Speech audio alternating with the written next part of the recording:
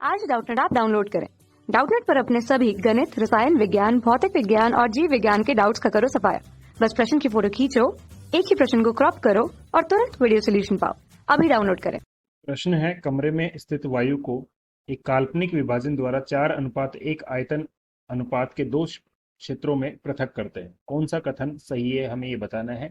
यहाँ पे 4 विकल्प दिए गए हैं और चारों विकल्प में हमें 4 कथन दिए गए हैं, हमें सही बताना है। चारों विकल्प में जो है एम एवरेज अर्थात औसत अणुभार की बात हो रही है कि किसका औसत अणुभार किस क्षेत्र में ज्यादा है, किस क्षेत्र में कम है।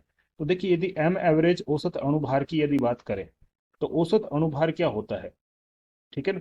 एम एवरेज जो होता है, औसत अणुभार जो होता है, ये किसी भी गैसीय नमूने में उपस्थित उस गैसीय नमूने का कुल भार बटे उस गैसीय नमूने में कुल मोलों की संख्या होती है, ठीक है।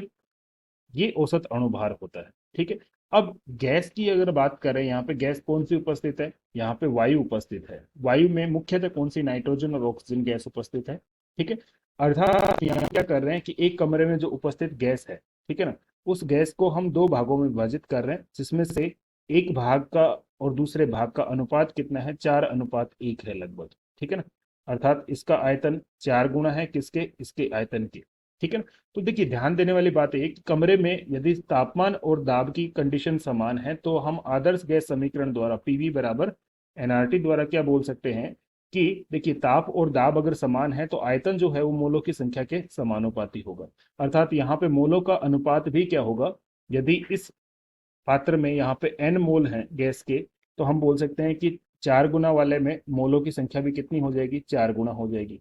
दोनों में समान गैस उपस्थित है, यहाँ भी वायु उपस्थित है और यहाँ भी वायु उपस्थित है, तो हम बोल सकते हैं कि मोलर द्रव्यमान दोनों जगह क्या रहेगा, समान रहेगा, ठीक है। मोलर द्रव्यमान समान है तो मोलों की संख्या 4 गुना होने की वजह से के बारे में भी हम क्या बोल सकते हैं कि अगर इसमें भार जो है गैस का, कुल गैस का भार यदि यहाँ पे m ग्राम है, ठीक है ना, तो इसमें भार कितना गुना होगा, भार इसमें 4 गुना होगा, 4 गुना m ग्राम होगा। अब यदि दोनों पात्रों में हम औसत अणुभार m एवरेज की यदि गणना करें यहाँ पे, ठीक है ना, तो दोनों भागों में पहले भाग में जिसका इसका m एवरेज कैसे निकालेंगे, कुल भार कितना है 4m, कुल मोल कितने हैं 4n, अर्थात ये भी हमारे पास कितना आएगा, m/n आएगा, ठीक है। और यदि दूसरे भाग में गणना करें एम एवरेज की औसत अणुभार की, तो ये कितना आएगा, इसका भार कितना है m ग्राम बटे मोलों की संख्या कितनी है m, अर्थात ये भी हमें m/n ही प्राप्त हो रहा है। तो हम बोल सकते हैं कि औसत अणुभार जो है दोनों पात्रों में या दोनों क्षेत्रों में जो औसत अणुभार प्राप्त होगा वो क्या होगा, समान प्राप्त होगा, ठीक है।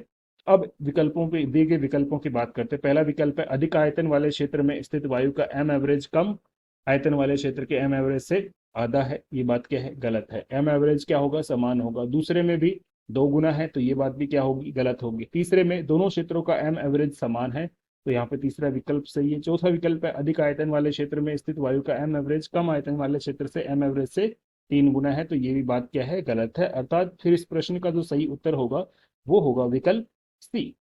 कक्षा 6 से 12वीं से लेकर नीट, IIT, JEE वो एडवांस के लेवल तक 1 करोड़ से ज्यादा छात्रों का भरोसा। आज ही डाउनलोड करें डाउटनेट ऐप या व्हाट्सएप करें अपने सारे डाउट्स 8400 400 400 पर।